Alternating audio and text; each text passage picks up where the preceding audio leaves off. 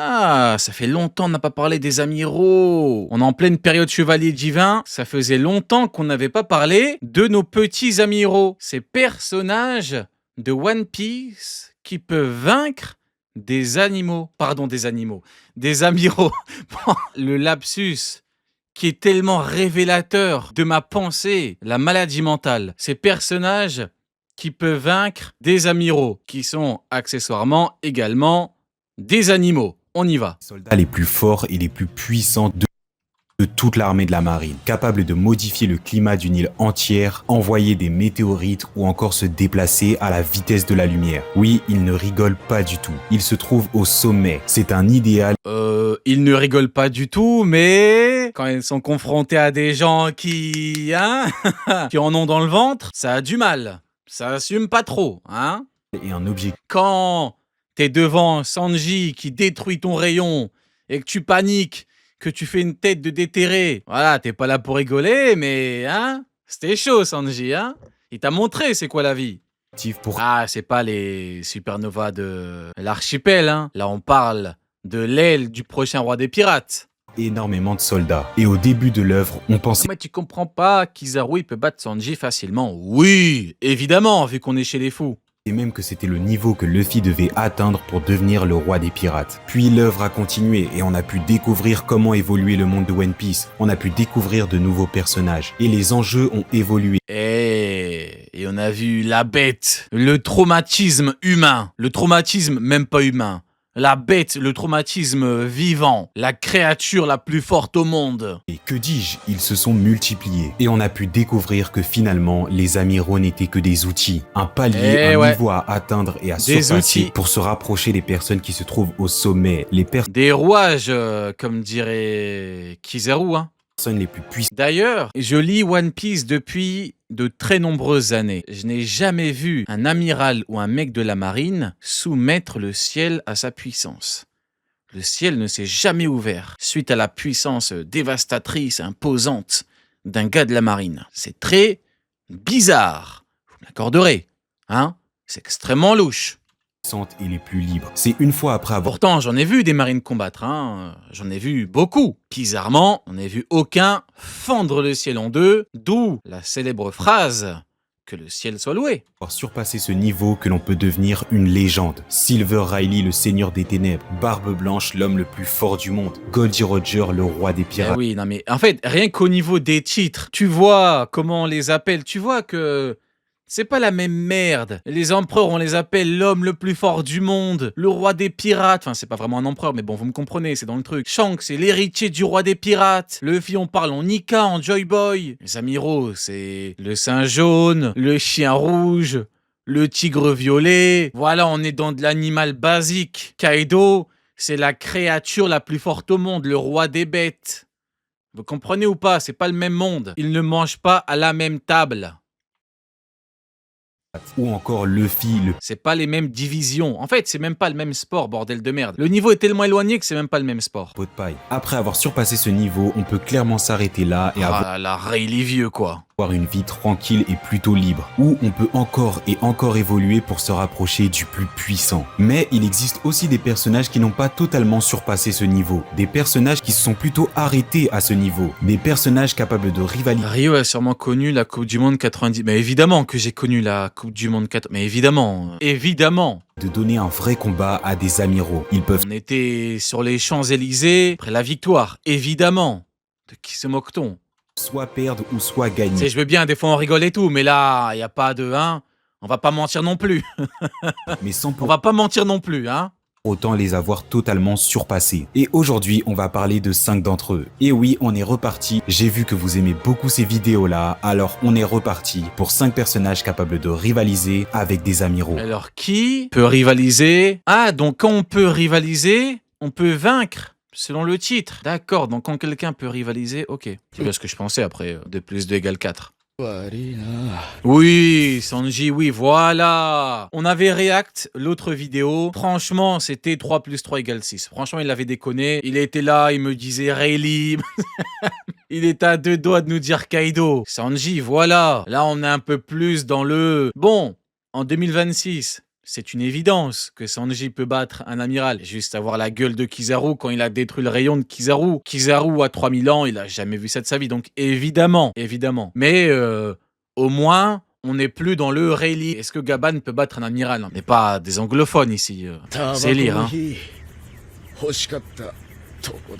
Dans la première vidéo, on m'en a voulu parce que je n'ai pas mis Roronoa Zoro. Et forcément, dans la deuxième vidéo, on m'en a voulu parce qu'il n'y avait pas la deuxième aile du futur roi des pirates, évidemment Vince Smoke Sanji. Voilà. Voilà.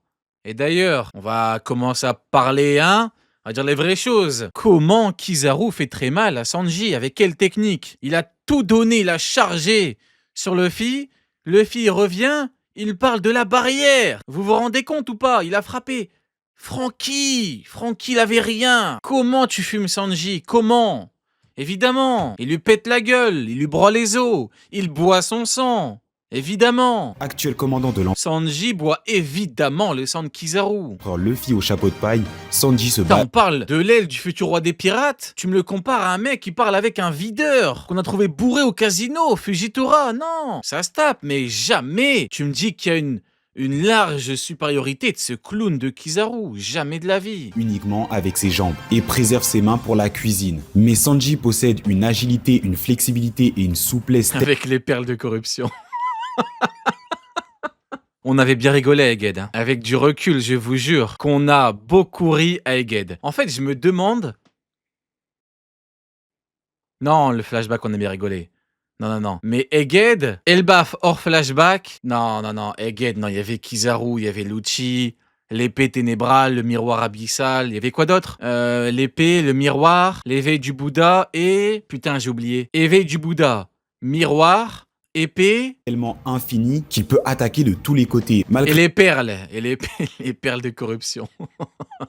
le fait qu'il n'utilise pas ses mains, Les perles de corruption quoi. Sanji n'a quasiment aucun point faible. Et la puissance de ses jambes lui donne une vitesse et une force de frappe monstrueuse, capable de coucher des monstres marins comme Meumeu ou encore one-shot des L'éveil crocodiles. gamma. Chaque frappe de Sanji est extrêmement dangereuse pour ses opposants. Chacun de ses coups leur met Sanji, la vitesse de malade, sans fruits, le HDO de malade, la résistance de bonhomme qu'il a. Putain, vous l'avez vu le coup d'épée de Queen?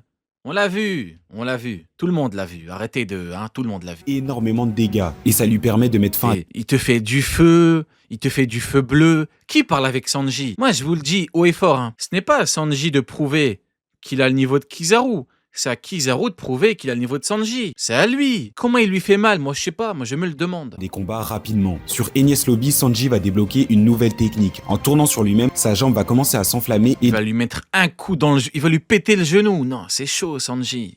dégager une chaleur extrême, la fameuse jambe à la diable. Il va réussir à coucher en 2 coups Jabura, un soldat d'élite du gouvernement mondial qui était pourtant renforcé par son fruit du démon de type Zoan et l'utilisation du métallium. Après ces 2 ans d'entraînement, Sanji va maîtriser les bases du haki, maîtrisant à la perfection le haki de l'observation. Lui qui possédait déjà des réflexes et une agilité incroyable, ce fluide lui correspond à la perfection. Il va aussi être capable de combiner son haki de l'armement avec ses jambes enflammées, lui permettant de faire encore plus de dégâts. Il va aussi apprendre une nouvelle technique utilisé par le gouvernement mondial, les pas de lune, qui va lui permettre d'accélérer et surtout de se déplacer dans les airs, lui permettant de combattre des personnes qui sont capables de voler ou encore envoyer des attaques aériennes. Mais malgré son apprentissage, ça semblait pas suffisant. Comparé à sa tête de cactus préférée, Sanji lui n'a C'est dommage que Sanji lui a rien fait à Egghead. Seul moment où Sanji a bougé contre Kizaru, il en fait encore des cauchemars. Il a broyé son rayon, il a fait une tête. Ah, j'imagine même pas les têtes sans slip à Kizaru. Non, mais en fait, le problème, c'est qu'à Egghead, il y avait Luffy qui pouvait lui péter la gueule, il y avait Sanji, il y avait Zoro. Carrément, il aura fallu occuper Zoro avec Lucci au bout de l'île pour éviter que trop de gens au mètre carré puissent terminer Kizaru. Non, il avait pas le niveau. Heureusement que les doyens sont venus, et même les doyens n'ont rien fait. Non, les Mugi, c'est simplement devenu beaucoup trop fort. pas vraiment C'est devenu beaucoup trop chaud, les Mugi. brillé dans le nouveau monde, ayant beaucoup de difficultés C'est maintenant en mer, tu dis, il y a le mec qui a battu Queen, le mec qui a battu Kaido, le mec qui a battu King. C'est trop chaud. C'est beaucoup trop chaud. Dans le même bateau, hein. Dans le même putain de bateau. face à un vice-amiral de la marine ou Kaido, il a voué toute sa vie à la puissance. Il avait des commandants, ils ont perdu. Non, c'est grave. encore se Mais faisant bon, malheureusement, Sunny en parlait en Cross Guild. C'est le problème du dès que tu perds, Après, les gens te voient comme un kangourou. Et il est là le problème. Humilié par un grand corsaire. Et c'est finalement après tout un arc où on a pu prendre connaissance de ses origines que Sanji va enfin monter en puissance. Sur Wano Kuni, Sanji va utiliser le Red Suit, un costume qui augmente toutes ses capacités Un costume qu'il a détruit, malheureusement. physiques. T'imagines s'il l'avait gardé, costume qui booste encore ses compétences. C'est grave. Va également lui donner un pouvoir C'est très grave. d'invisibilité. Avec, il va littéralement jouer avec Page One, pourtant l'un des Tobiropo. Mais c'est surtout à Onigashima que Sanji va littéralement monter en puissance après avoir vaincu Queen la Pandémie, le deuxième commandant de Kaido aux 100 bêtes. Après plusieurs utilisations du Red Suit, le corps de Sanji va être littéralement modifié, lui donnant une résistance complètement Oh là là, Théma le coup d'épée. surhumaine, capable de briser le Coup d'épée nuque, hein. C'est du jamais vu. On n'a jamais vu une telle dinguerie. Queen comment juste avec son cou, ou encore capable d'arrêter l'attaque de S-Shark comment juste avec son visage. Et il va prendre littéralement aucun dégât. Et même si Waouh. Sanji prenait des dégâts, comme par exemple le visage, et Théma, Séraphin de Jinbei. Hein. On a un Jinbei en Séraphin. il va prendre Non, mais tu comprends pas. Jinbei, il est plus fort que Sanji. littéralement Que Jinbei gère son Séraphin, puis après, il pourra éventuellement rêver de pouvoir bien combattre le S. aucun dégât. Et même si Sanji prenait des dégâts, comme par exemple lui briser tous les os, bah il va tout simplement pouvoir se régénérer. Mais ce n'est pas tout, sa force aussi va énormément Non mais tu comprends pas. Sa prime, elle est au-dessus, donc il est plus fort. Tu comprends pas.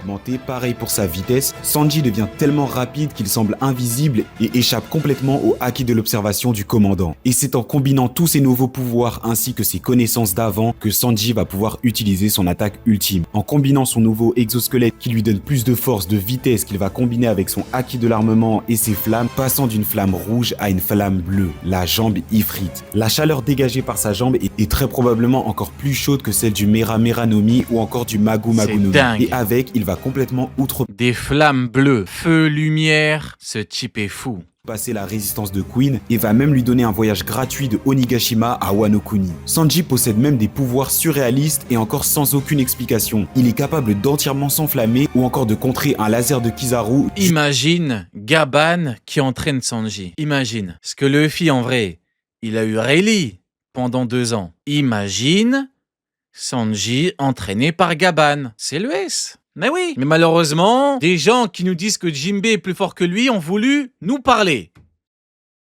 Juste en shootant dedans. Et selon lui, c'est grâce au pouvoir Tu penses que ces flammes sont plus brûlantes que celles de King? Aucune idée, frérot. Moi, je sais qu'il a des flammes dites entre guillemets spéciales. Feu, lumière, ça fait des éclairs et tout. C'est un feu particulier. de l'amour. C'est très probablement comme ça Voilà, regardez. juste en shootant dedans. Et Regardez. selon lui, c'est grâce au pouvoir de l'amour. Regardez, C'est regardez. très probable. Oh, la maladie mentale. Théma. C'est chier dessus. 90 ans et tu te chies dessus encore en combat. Contre un gamin qui a la vingtaine. La honte, Kizaru. Comme ça qu'il va éveiller La honte. son haki des rois. C'est donc ça, vos amiraux. Vous l'avez vu, Sanji est extrêmement complet. Ah, elle est belle la marine, hein. Waouh. Quelle domination, quelle puissance. Waouh, quel charisme.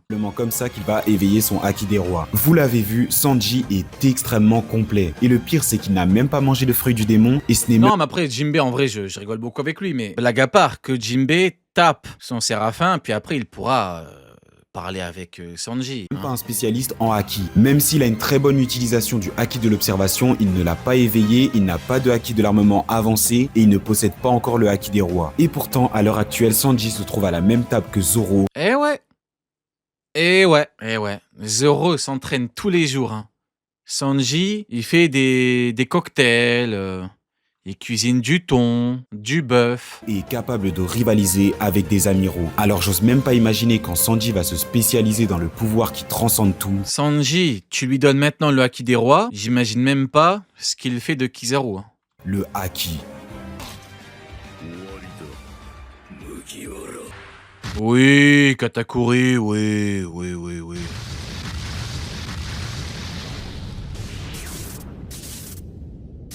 Oui, mais Katakuri, oui, mais évidemment. Mais en fait, c'est simplement de la logique. Sans parler de... Parce qu'en fait, le problème, c'est qu'on... Des faits, il y en a 1 milliard. Maintenant, parlons un petit peu de logique. Aramaki, il était policier municipal. Fujitora, il était videur. On l'a retrouvé bourré avec du vomi sur lui. Genre lui, de fait, il est censé être beaucoup plus fort qu'un mec qui a côtoyé Big Mom pendant des années et des années. Celui qui a fait, entre autres, de Big Mom, l'impératrice Big Mom. Celui qui a tenu, avec sa daronne, une domination sur une partie des mers. Sérieusement, les mecs, au bout d'un moment. Évidemment, Charlotte Katakuri, deuxième fils de Charlotte Linlin, le plus grand des commandants sucrés et surtout le deuxième membre le plus puissant de l'équipage de l'ancien empereur Big Mom. Niveau expérience, Katakuri, c'est du très très haut niveau. Il est né et il a grandi toute sa vie dans l'équipage des Rocks, l'un des équipages les plus puissants et violents de toute l'histoire de la piraterie. Après avoir vu sa petite sœur blessée par sa faute, Katakuri va... Ah ouais, Mogura à l'époque, quand il a dégainé le trident de Poséidon, c'était chaud.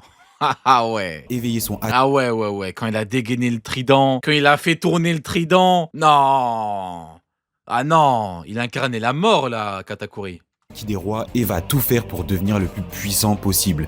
Mais ce qui me termine, c'est que la marine a même pas promu des vice-amiraux, mais c'est normal, parce que la marine, manque cruellement de puissance. Ils ont préféré prendre les mecs, bon, on va pas redire ce qu'ils ont fait dans leur misérable vie.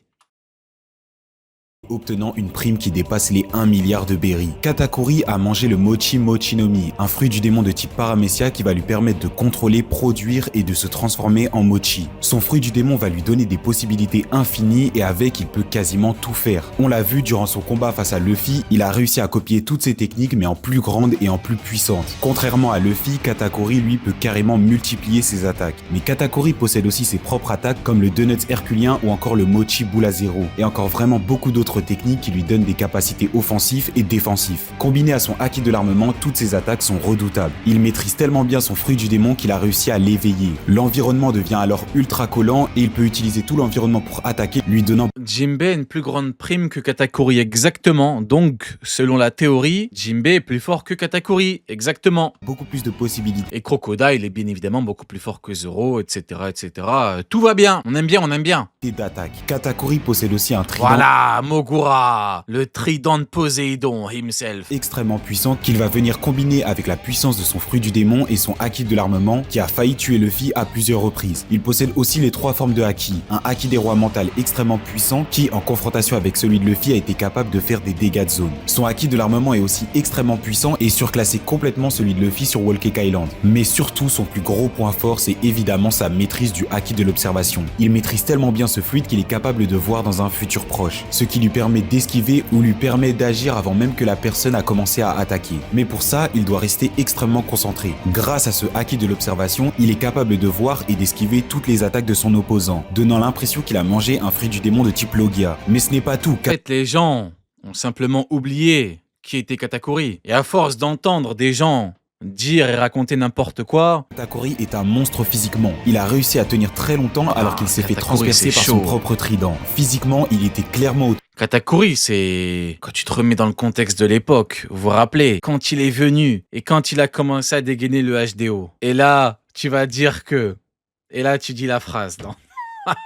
C'était grave. Quand on te dit et que tu comprends que le mec voit dans le futur, dis non, mais après là, on est vraiment dans quelque chose d'autre. dessus de Luffy forme de base ou encore de Luffy Snakeman malgré ses attaques extrêmement rapides, où Katakuri a quasiment réussi à toutes les esquiver. Katakuri est clairement un monstre extrêmement polyvalent, expert au corps à corps, maniement des armes, maîtrise parfaite de son fruit du démon, utilisateur des 3 formes de haki. On l'a vu, Katakuri a tout ce qu'il faut pour rivaliser avec un amiral. Et oui, si Katakuri avait été présent avec Cracker, ça aurait changé beaucoup de choses face à Aokiji et Van Augur. Évidemment.